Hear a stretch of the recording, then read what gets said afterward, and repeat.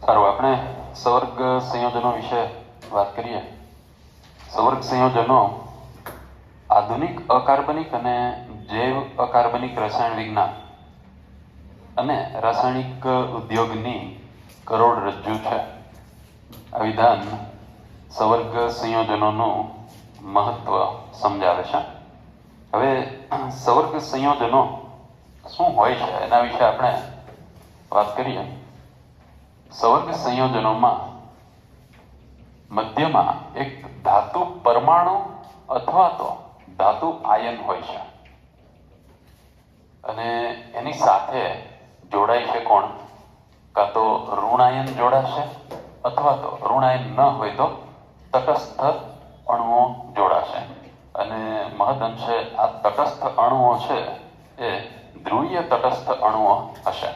તો જો આની સાથે ઋણાયન અથવા તટસ્થ અણુ જોડાય તો ધાતુ પરમાણુ અથવા તો ધાતુ આયન છે એની સાથે કોણ જોડાય છે?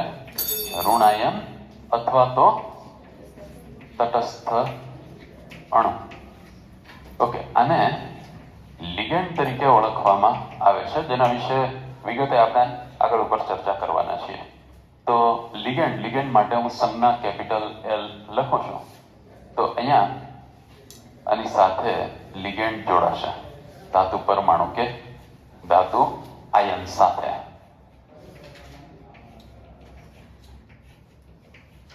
હવે આની વચ્ચે જે બંધ બને છે એ સવર્ગ સહસંયોજક પ્રકારનો બંધ બનતો હોય છે. કેવો બંધ બને છે? સવર્ગ સહસંયોજક બંધ. આવી રીતે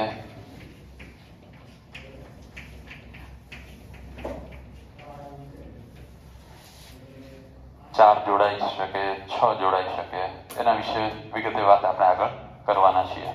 તો આ જે બને છે ને આને આપણે સંકીર્ણ સંયોજન તરીકે ઓળખીશું. આ સંકીર્ણ સંયોજનોનું ઘણું બધું મહત્વ છે. પહેલા જ વિધાનમાં આપણે જોયું કે માત્ર ને માત્ર ઔદ્યોગિક ક્ષેત્રે નહીં પણ ઔષધીય ક્ષેત્રે, પછી વિશ્લેષણ, એ બધા માટે ઉપયોગમાં આવે છે. જેમ કે હિમોગ્લોબિન છે એ કોનું સવર્ગ સંયોજન છે? આયરનનું. તો હિમોગ્લોબિન કેટલું મહત્વનું છે આપણે બધા જાણીએ છીએ. ઓક્સિજન અને કાર્બન ડાયોક્સાઇડ છે એનું વહન કરવાનું કાર્ય હિમોગ્લોબિન કરે છે. ત્યાર પછી બીજું એક અગત્યનું સવર્ગ સંયોજન એટલે ક્લોરોફિલ, જે વનસ્પતિ માટે ખૂબ અગત્યનું છે. તો વનસ્પતિમાં પ્રકાશ સંશ્લેષણની પ્રક્રિયા છે એ કોની મદદથી થઈ શકે? ક્લોરોફિલની મદદથી થઈ શકે. આ વાત ક્લિયર છે? ઓકે, આ ક્લોરોફિલ એ મેગ્નેશિયમનું સવર્ગ સંયોજન છે. પછી આપણા માટે ખૂબ જ જરૂરી એવું એક વિટામિન જેનું નામ છે વિટામિન B12. તો આ વિટામિન B12 એને સાયનોકોબાલેમાઇન પણ કહેવામાં આવે છે અને એ કોબાલ્ટનું સવર્ગ સંયોજન છે. તો આ રીતે ખૂબ મહત્વનું છે, આપણે જાણીએ છીએ. પછી લેબોરેટરીમાં આપણે K4 એટલે કે પોટેશિયમ ફેરોસાયનાઇડ છે, K3 છે, એનો ઉપયોગ કરીએ છીએ. ખાસ કરીને વિશ્લેષણમાં એનું ઘણું બધું મહત્વ હોય છે. એવી રીતે પોટેશિયમ પરમેંગેનેટ ટાઇટ્રેશનમાં આપણે ઉપયોગ કરીએ છીએ, તો એ પણ એટલું જ મહત્વનું છે. તો આવા સવર્ગ સંયોજનો છે ને એના અનેક ઉપયોગો છે. ગઈકાલે આપણે વાત કરી હતી કે ધાતુ કર્મ વિધિ છે, જેમાં ધાતુને ખનિજમાંથી અલગ કરવાની હોય છે. એની અંદર પણ સવર્ગ સંયોજનો છે એ મહત્વના હોય છે. ઔષધીય ક્ષેત્રે જેમ કે ટ્રીટમેન્ટ આપણે કરીએ ટ્યુમરની, તો એની અંદર એક અગત્યનું સંયોજન વપરાય છે સિસ્પ્લેટિન. તો એ પ્લેટિનમનું સવર્ગ સંયોજન છે. તો આ ઉપરથી આપણે એવું સમજી શકીએ કે સવર્ગ સંયોજનો છે એ કેટલા મહત્વના છે. આ વાત ક્લિયર છે? સારું, તો સવર્ગ સંયોજનો માટે એક અગત્યનો સિદ્ધાંત આપેલો છે વર્નર નામના વૈજ્ઞાનિકે. એ જોઈએ આપણે વર્નરનો સિદ્ધાંત.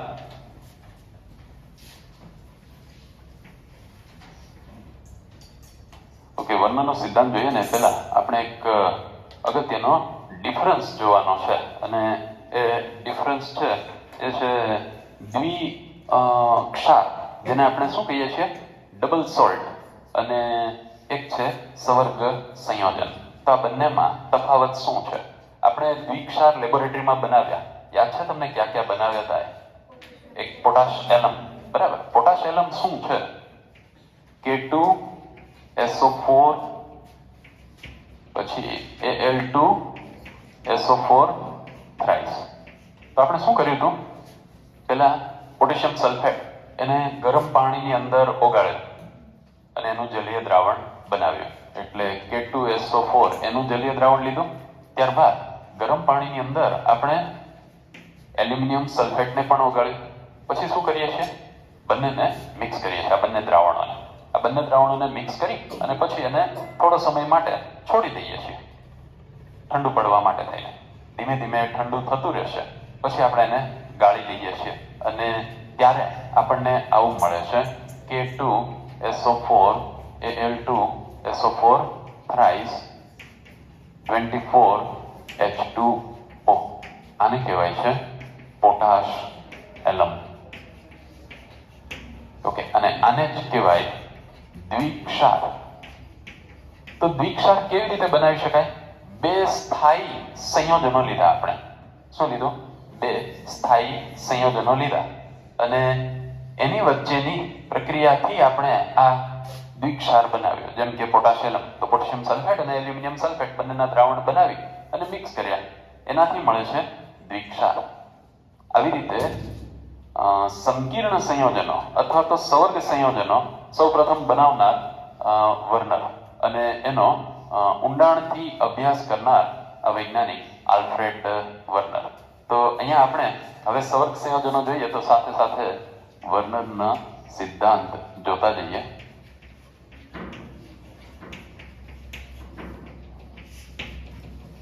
વર્નરે ઘણા બધા બે અલગ અલગ પદાર્થો લઈ અને સવર્ગ સંયોજનો બનાવ્યા અને પછી ઊંડાણમાં અભ્યાસ કરવાથી એ કેટલાક તારણ ઉપર આવ્યો છે.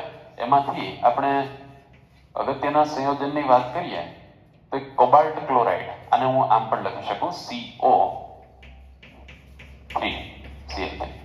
કોબાલ્ટની ઓક્સિડેશન અવસ્થા કેટલી છે? 3 છે. કોબાલ્ટ 3 ક્લોરાઇડ એવું લખાય છે.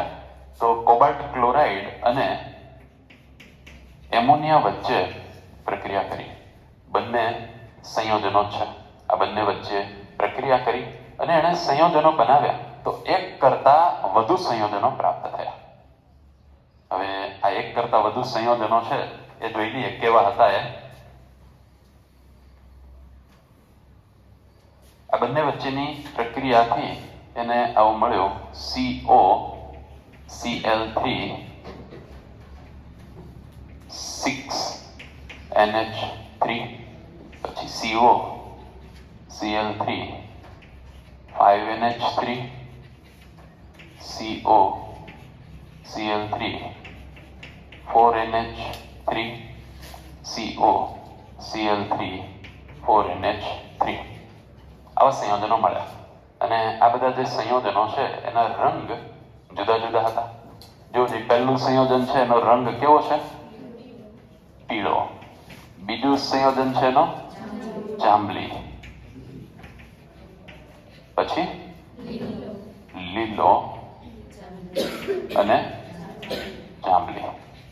ઓકે, હવે અહીંયા COCl3 પછી 6NH3 છે ને પહેલું, પછી બીજું અને Cl3 છે, COCl3 5NH3. ઓકે, અને આ 4NH3 આવા સંયોજનો બનાવ્યા. આવા સંયોજનો બનાવ્યા અને જોયું કે એના રંગ કેવા છે? જુદા જુદા રંગ જોવા મળે છે. પછી એણે શું કર્યું? તમને એક આ પ્રક્રિયા ખબર હોવી જોઈએ. દાખલા તરીકે મારી પાસે કોઈ વિદ્યુત વિભાજ્યનું દ્રાવણ છે અને એની અંદર Cl- હાજર છે કે નહીં એવું મારે નક્કી કરવું છે. તો એ કેમ નક્કી કરી શકાય? ખ્યાલ છે? Cl- ની હાજરી નક્કી કરવી હોય તો એના માટે શું કરાય? જો Cl- હાજર હોય ને તો એની અંદર Ag+ ઉમેરી દેવાય.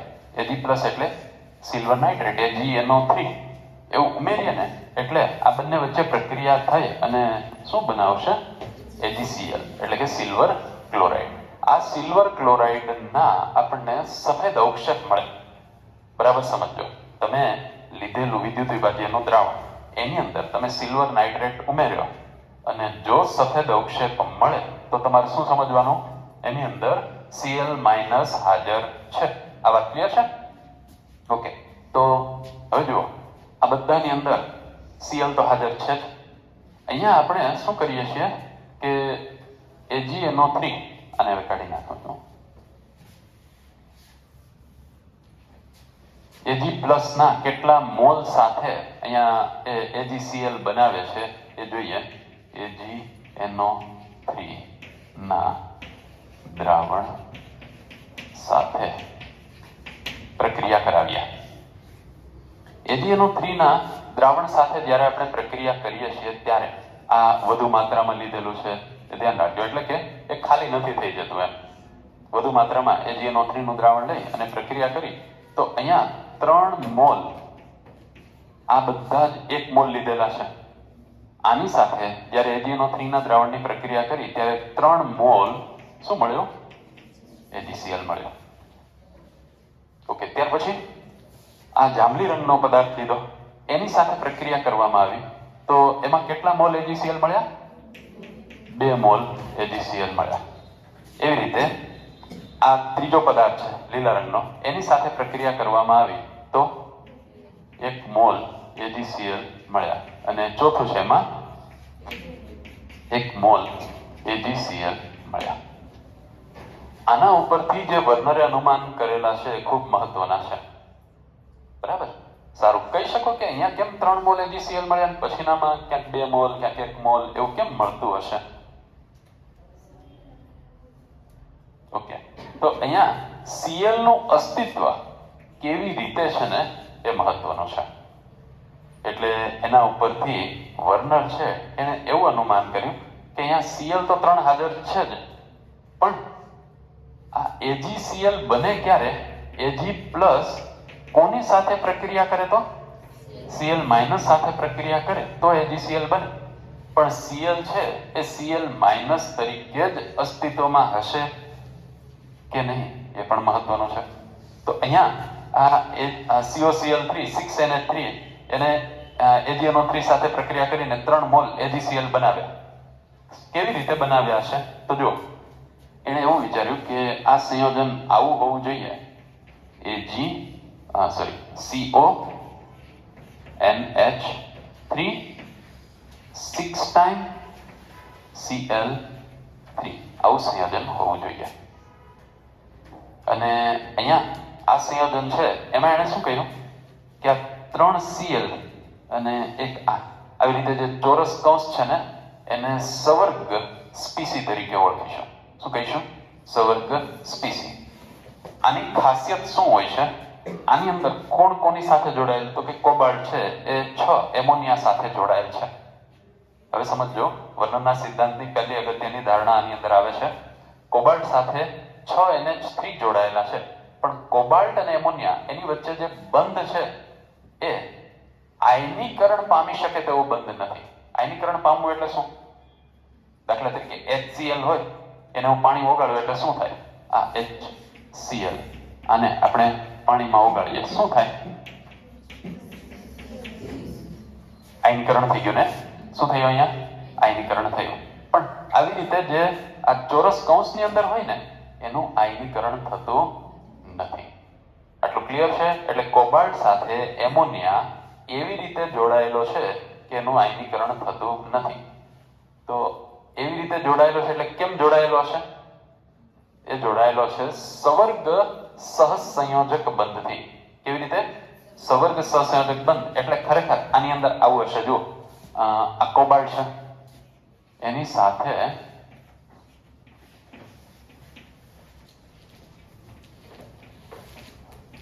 NH3 આમ જોડાયેલો છે.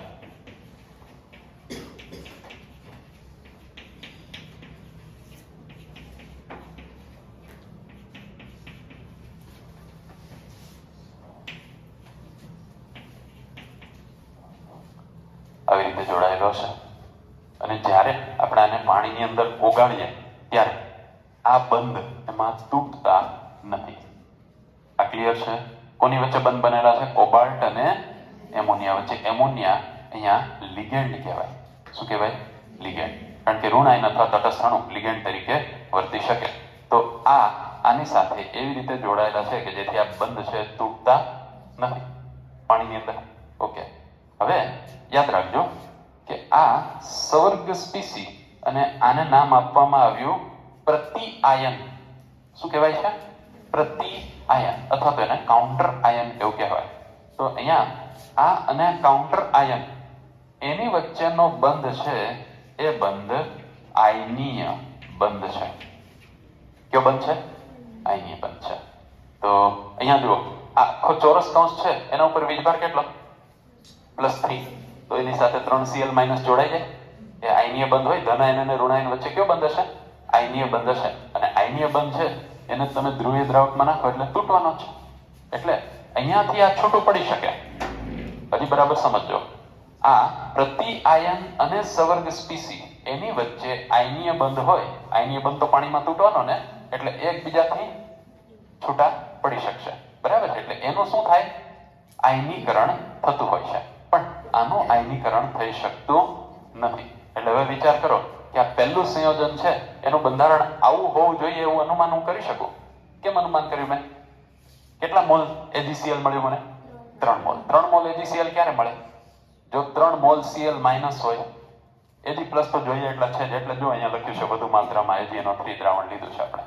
એટલે આપણને એટલી ખબર પડે કે આની અંદર Cl- કેટલા મોલ હશે? 3 મોલ હશે. અને છૂટા પડતા હશે એટલે 3 એ 3 આવી રીતે આમ બહાર હશે. ઓકે, હવે આગળ વધીએ. પછી બીજું સંયોજન લઈએ. CO NH3 5 time Cl Cl2. આવું અનુમાન કરી શકીએ આપણે કે અહીંયા 2 Cl બહાર હશે અને 1 Cl ક્યાં હશે? અંદર હશે. તો આનાથી આપણે એટલું સમજી શકીએ, અંદરનો Cl છે એ આની સાથે કેવી રીતે જોડાયેલો છે? કોબાલ્ટ સાથે. અંદરનો Cl આ અંદરનો છે, બહારનો છે તો આયનીય બંધથી જ જોડાયેલો હશે.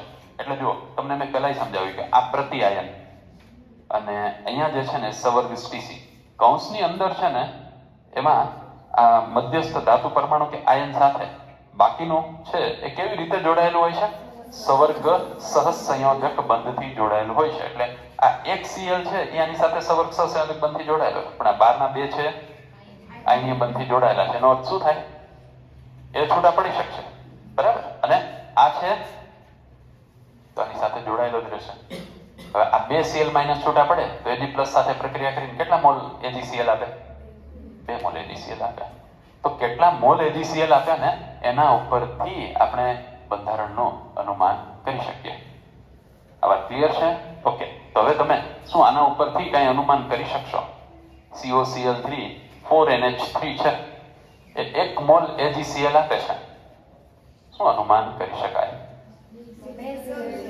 એટલે આનો અર્થ આમ થાય કે આ સંયોજન આવું હશે. CO NH3 4 time Cl2 Cl. કરી શકાય આવું અનુમાન? આ બે માટે આ અનુમાન કરી શકાય. જોજે બંને કેટલા AgCl આપે છે? 1 મોલ આપે છે. ઉપરનું સંયોજન છે એ પણ 1 મોલ AgCl આપે છે અને નીચેનું સંયોજન છે એ પણ 1 મોલ સંયોજન આપે છે. 1 મોલ AgCl આપે છે. આ વાત ક્લિયર છે? ઓકે, ચાલો. તો હવે અહીંયા એક અગત્યની વાત એ છે કે આ બેનું સૂત્ર તો સેમ થયું, તો પછી રંગ કેમ જુદો? એવો પ્રશ્ન થાય. આના માટે હું આમ લખી શકું CO NH3 4 ટાઈમ Cl2 અને Cl. આનો પણ એક થશે, છતાંય બંનેના રંગ કેવા છે? જુદા છે. એનો અર્થ એમ થયો કે આ બે વચ્ચે કંઈક તફાવત તો હશે. અહીં સુધી તો ખબર નથી પડી તફાવત શું છે, પણ કંઈક તફાવત હોવો જોઈએ. શું હશે એના વિશે વાત કરીશું.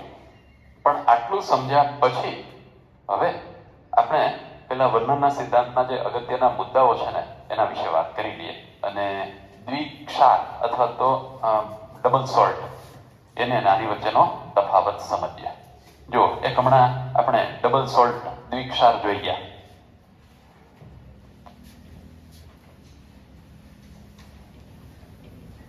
કયો દ્વિક્ષાર જોયો? પોટાશ એલમ. તો આ દ્વિક્ષાર છે K2SO4 Al2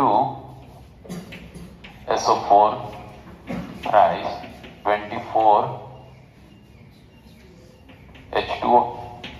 આ શું છે? દ્વિક્ષાર છે. બે સ્થાયી સંયોજન લીધા હતા, એક પોટેશિયમ સલ્ફેટ અને બીજું એલ્યુમિનિયમ સલ્ફેટ, અને એમાંથી આપણે દ્વિક્ષાર બનાવ્યો. અને એક લઈએ આપણે સવર્ગ સંયોજન. હમણાં જે જોઈ ગયા એમાંથી કોઈ એક લઈ લઈએ. CO NH3 4 times Cl2 Cl. આમ લીધું આપણે. હવે આ બે વચ્ચેનો મુખ્ય ભેદ શું છે એ સમજીએ. ધારો કે હું આને પાણીમાં ઓગાળું છું તો મને કહેશો કે કયા આયનો મળશે?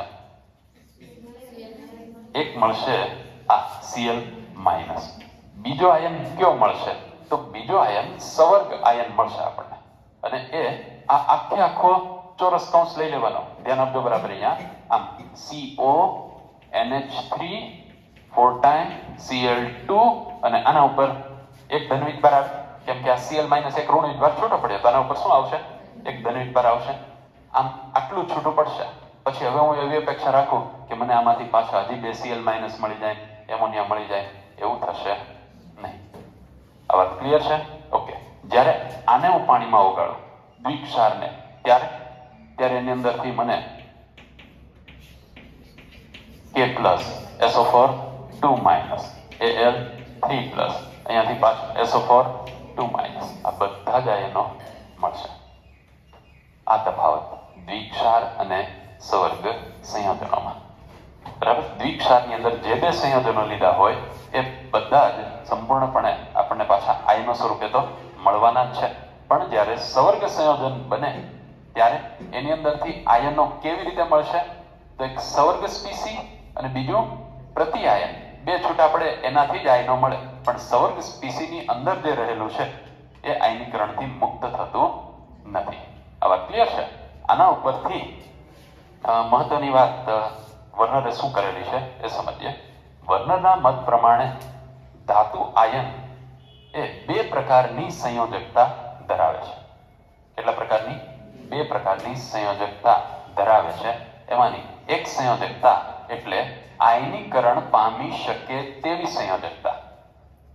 આ કોની સંયોજકતાની વાત કરીએ છીએ આપણે? ધાતુ આયનની. ધાતુ આયન છે અથવા તો ત્યાં તટસ્થ પરમાણુ પણ હોઈ શકે. એની સંયોજકતા કેટલા પ્રકારની? બે પ્રકારની. બે પ્રકારમાં શું શું આવશે? એક કઈ?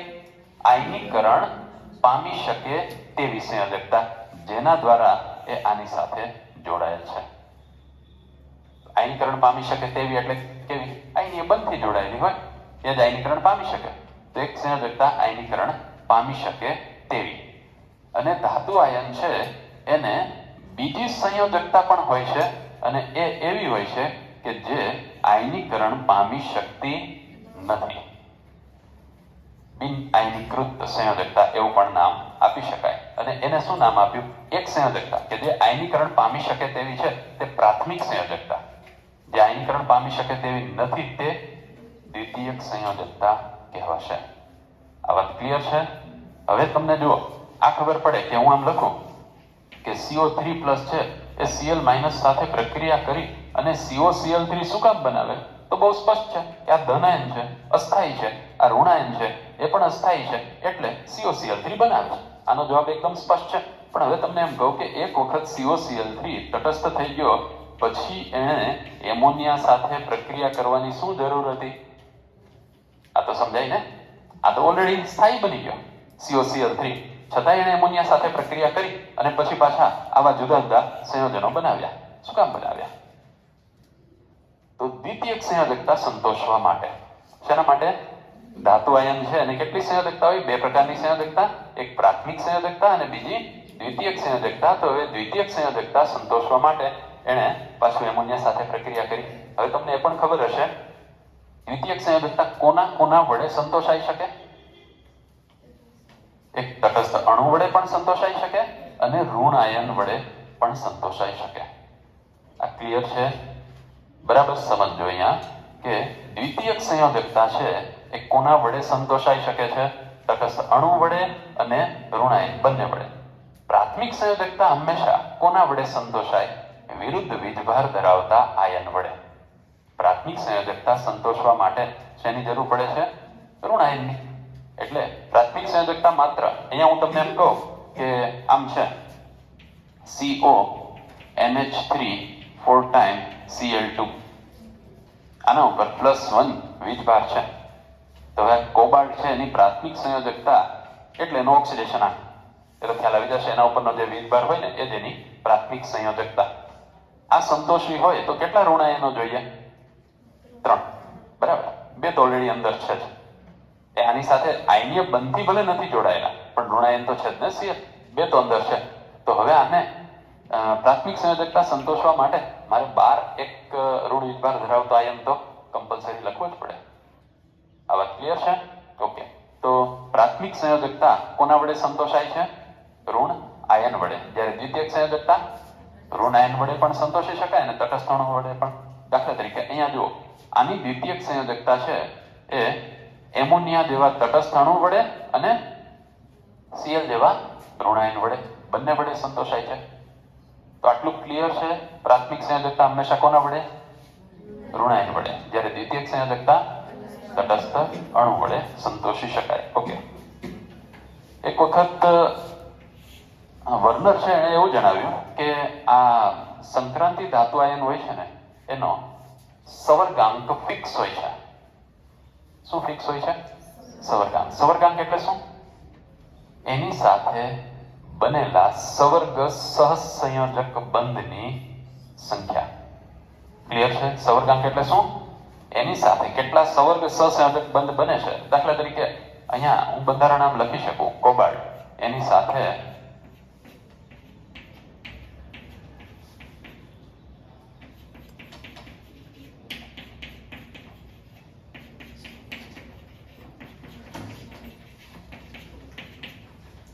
કેટલા સવર્ગ સહસંયોજક બંધ બનેલા છે?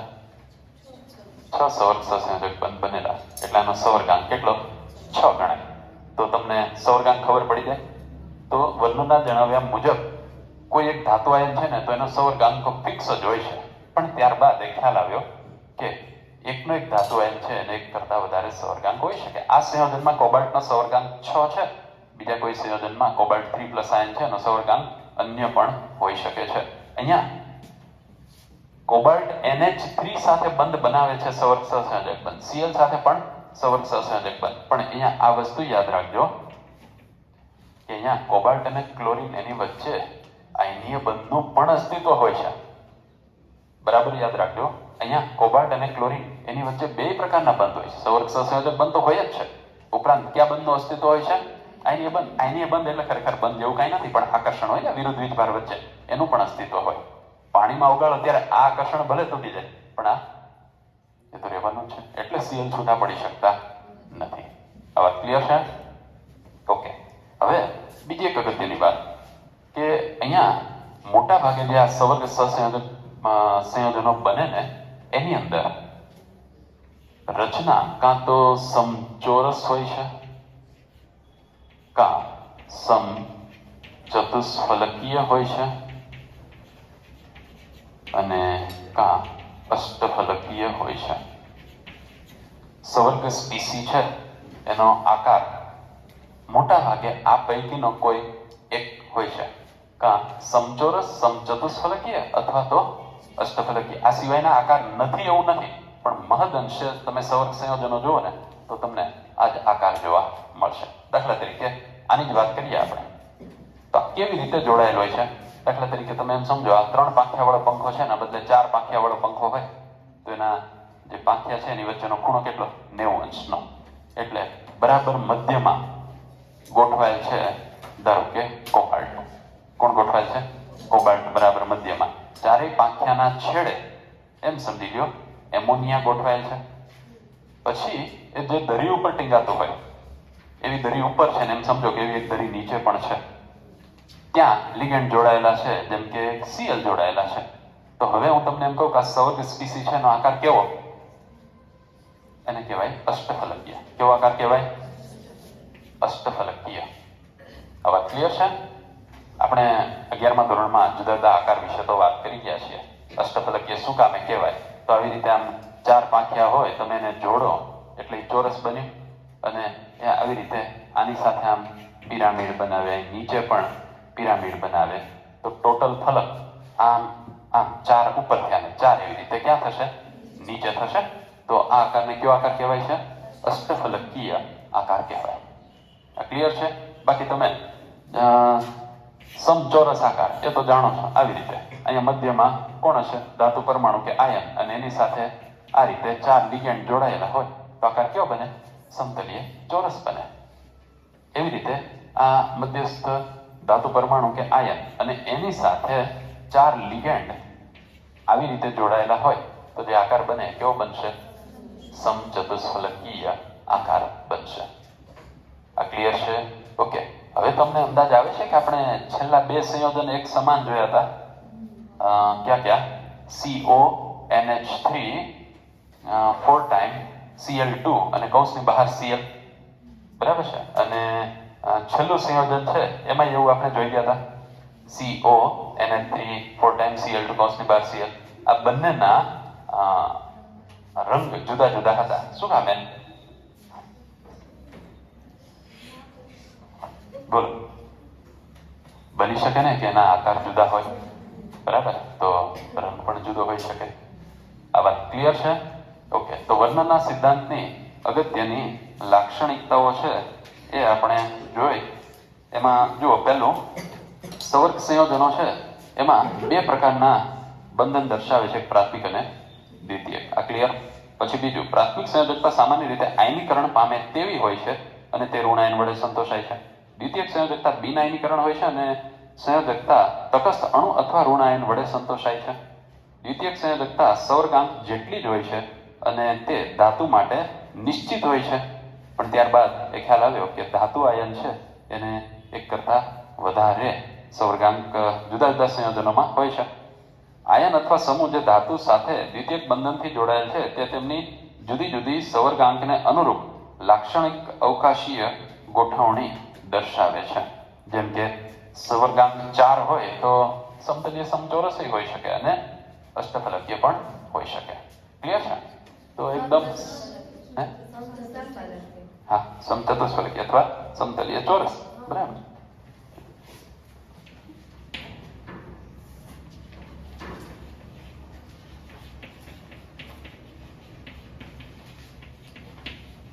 તો જુઓ, મેં અહીંયા 2 સવર્ગ સંયોજનો લખેલા છે.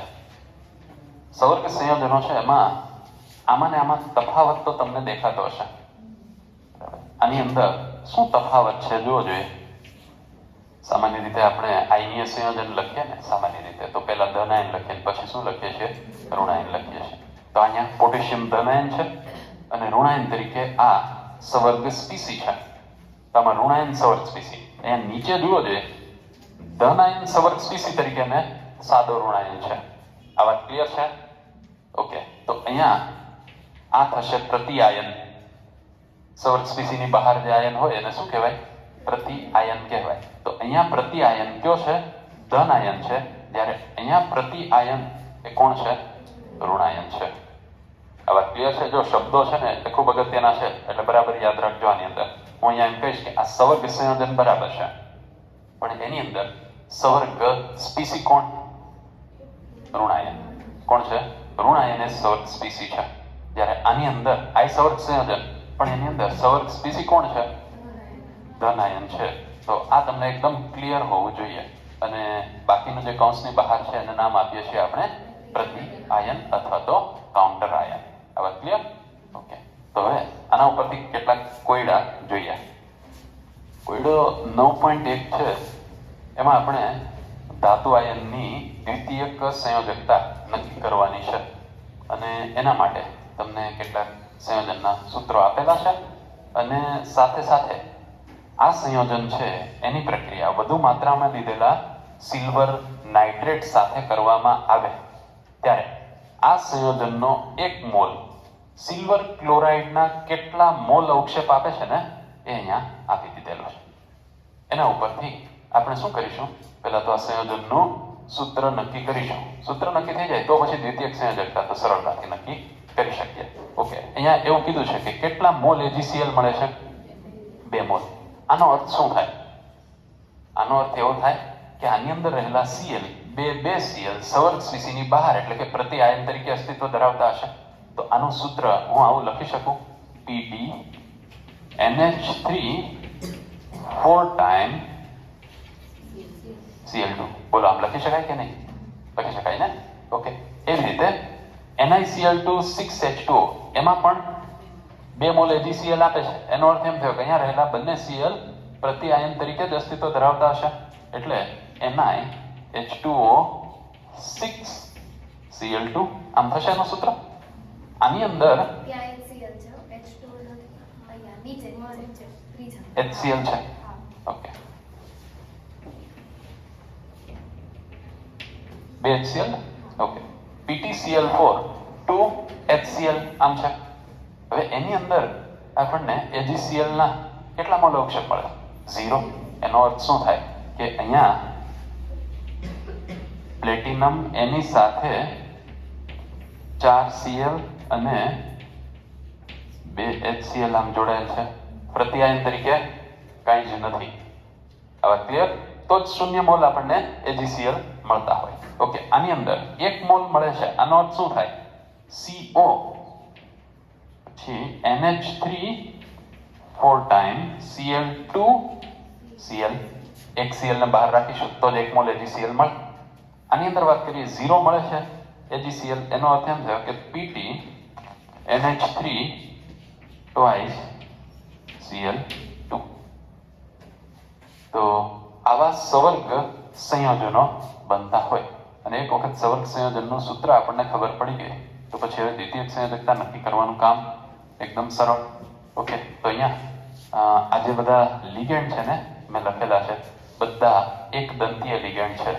એક દંતીય લિગેન્ડ એટલે શું એના વિશે આપણે હમણાં જોઈશું થોડી વાર પછી. તો કેટલા એમોનિયા અહીંયા જોડાયેલા છે? 4 છે અને 4 લિગેન્ડ તરીકે છે. એક એમોનિયા પેલેડિયમ સાથે એક બંધ બનાવે, સવર્ગ સહસંયોજક બંધ. આવે 4 એમોનિયા એટલે 4 સવર્ગ સહસંયોજક બંધ બનશે. તો આનો સવર્ગાંક કેટલો થશે? 4. આપણે શું નક્કી કરવાનું છે? દ્વિતીયક સંયોજકતા કેટલી થશે? 4. ઓકે, આની અંદર 6, આની અંદર 6, 4 Cl અને 2 HCl. આની અંદર દ્વિતીયક સંયોજકતા 6, આની અંદર દ્વિતીયક સંયોજકતા 6. તો પહેલા એકને 4, સોરી. તો પહેલું અને છેલ્લું આ બંને 4 દ્વિતીયક સંયોજકતા દર્શાવે છે. બાકી આની અંદર 6 દ્વિતીયક સંયોજકતા નક્કી કરી શકીએ આપણે. ક્લિયર છે? ઓકે, હવે લિગેન્ડ કોને કહેવાય પહેલા સમજી લઈએ અને સાથે સાથે એનું વર્ગીકરણ પણ આપણે જોઈએ. તો જુઓ, લિગેન્ડ એટલે શું? આપણે જાણીએ છીએ કે સવર્ગ સ્પીસીમાં મધ્યસ્થ ધાતુ પરમાણુ કે આયન સાથે સવર્ગ સહસંયોજક બંધથી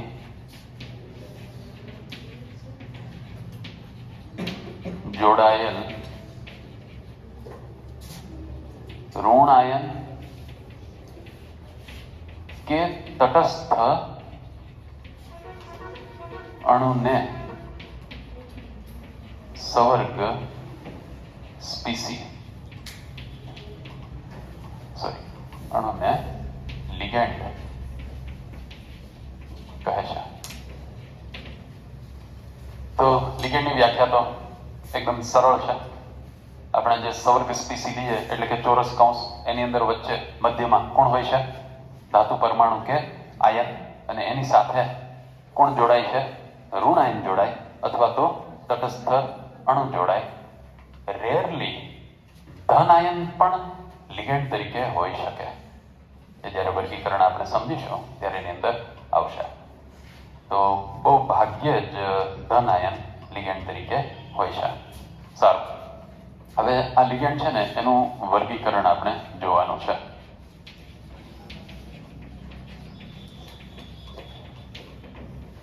તો જો ઋણાયન દાખલા તરીકે Cl- આ ઋણાયન લિગેન્ડ છે. પછી એવી રીતે તટસ્થ અણુ H2O લિગેન્ડ તરીકે હોઈ શકે, એમોનિયા લિગેન્ડ તરીકે હોઈ શકે, SO4 લિગેન્ડ તરીકે હોઈ શકે. લિગેન્ડ છે ને એની અંદરનો એક પરમાણુ કે જે ઇલેક્ટ્રોન યુગ્મનું પ્રદાન કરે છે એને સંવર્ગ સ્થળ નિર્દેશ કહેવાય છે. બરાબર સમજો. દાખલા તરીકે હું તમને એમ કહું કે H2O છે, H2O કોઈ ધાતુ આયન સાથે સંવર્ગ સહસંયોજક બંધ બનાવે છે, તો એમાં આના તરફ ઇલેક્ટ્રોન યુગ્મ પસાર કરનાર હાઇડ્રોજન હશે કે ઓક્સિજન હશે? ઓક્સિજન. બરાબર. તો આનું નામ સંવર્ગ સ્થળ નિર્દેશ. અહીંયાથી સંવર્ગ સહસંયોજક બંધ બને છે. શું કહેવાય છે આને? સંવર્ગ સ્થળ નિર્દેશ. અને એને આપણે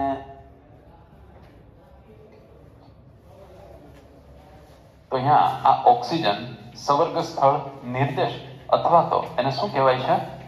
દાતા પરમાણુ. એક વસ્તુ ખાસ યાદ રાખજો, જ્યારે કોઈ લિગેન્ડ એક જ ધાતુ પરમાણુ કે આયન સાથે જોડાય ત્યારે ખાસ યાદ રાખજો, દાતા પરમાણુ છે ને એની પાસે ઇલેક્ટ્રોન યુગ્મ ભલે એક કરતા વધારે સંખ્યામાં હોય પણ એ દાન એકનું જ કરશે. આ વાત ક્લિયર છે? જ્યારે લિગેન્ડ કોની સાથે જોડાયેલ હોય? એક જ ધાતુ પરમાણુ કે આયન સાથે, એને એક કેન્દ્રીય સંકીર્ણ કહેવાય છે. એના વિશે આગળ જોઈશું આપણે. પણ એક જ ધાતુ પરમાણુ કે આયન સાથે જોડાયેલ હોય ને તો એની પાસે, અહીંયા તમે જો ઓક્સિજન છે એ દાતા પરમાણુ, એની પાસે 2 બંધકારક ઇલેક્ટ્રોન યુગ્મ છે પણ એ દાન કેટલાનું કરશે? એકનું જ કરશે. આ ક્લિયર છે? ઓકે. તો અહીંયા દાતા પરમાણુની સંખ્યા 1 છે, તો એવા લિગેન્ડને આપણે એક દંતીય લિગેન્ડ કહીશું. દાતા પરમાણુની સંખ્યા એ જ, એના દાંત એમ સમજી લો તમે, એટલે એને એક દંતીય લિગેન્ડ કહેવાય. તો અહીંયા આની અંદર દાતા પરમાણુ ઓક્સિજન અને એ એક દંતીય લિગેન્ડ છે. હવે આ દાતા પરમાણુઓની સંખ્યા વધતી જાય એમ એનું વર્ગીકરણ આપણે આમ કરી શકીએ. એક દંતીય લિગેન્ડ છે, જો 2 દાતા પરમાણુઓ હોય તો એને દ્વિદંતીય લિગેન્ડ કહીશું, 3 હોય તો ત્રિદંતીય, એવી રીતે 6 હોય તો ષટદંતીય. આ ખ્યાલ આવી ગયો? તો આવા લિગેન્ડનું આપણે વર્ગીકરણ કરી શકીએ. લિગેન્ડની અંદર બીજી 2 વસ્તુ અગત્યની છે.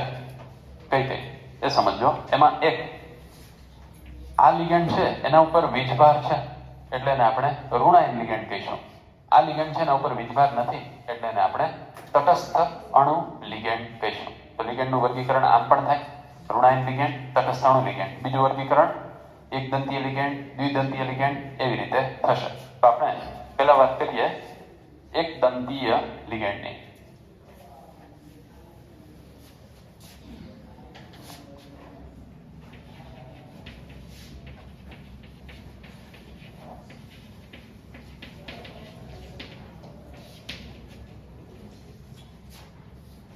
એક દંતીય લિગેન્ડ કોને કહીશું? જે લિગેન્ડ એક દાતા પરમાણુ ધરાવે છે તેને એક દંતીય લિગેન્ડ કહે છે. ઓકે, એક દંતીય લિગેન્ડ કોણ છે એ આપણને ખબર પડી ગઈ. હવે એની અંદર વર્ગીકરણમાં આપણે લઈએ તટસ્થ અણુ લિગેન્ડ. તો એમાં H2O, NH3, CO, NO, તો આ બધા જ એક દંતીય તટસ્થ અણુ લિગેન્ડ છે. આ સિવાય બીજા કોઈ ન હોઈ શકે એવું નથી. આપણે અહીંયા કેટલાક ઉદાહરણ લખીએ છીએ અને આ ઉદાહરણ તો તમારે કમ્પલસરી યાદ રાખવાના જ છે. ખ્યાલ આવ્યો? H2O, NH3, CO, NO, CH3, NH2, આ બધા એક દંતીય લિગેન્ડ છે. આ વાત ક્લિયર છે? ઓકે. પછી તટસ્થ અણુ લિગેન્ડ પછી આપણે જોઈએ ઋણ આયન લિગેન્ડ. ઋણ આયન લિગેન્ડ ખરા, પણ કોની વાત છે? એક દંતીય લિગેન્ડ. તો અહીંયા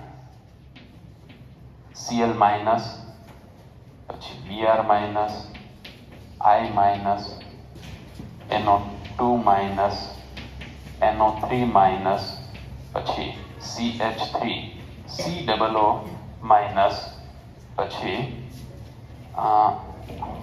O પર 2 માઇનસ,